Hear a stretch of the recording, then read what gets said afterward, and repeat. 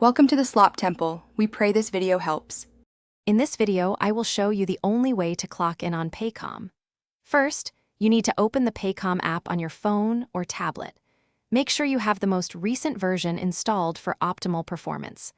Log into your account using your assigned username and password, then locate the time management section from your main dashboard.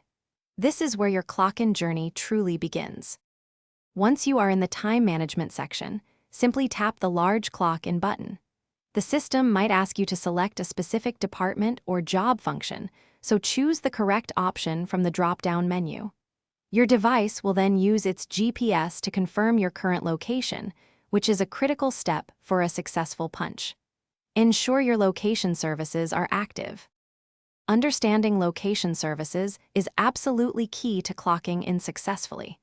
Your phone's GPS needs to be active and granting permission to the Paycom app. This allows the system to confirm you are within the designated worksite using its geofencing technology. If you try to clock in from outside this approved radius, you will receive an error and your punch will not register. After tapping Clock In, always look for the instant confirmation message that appears on your screen.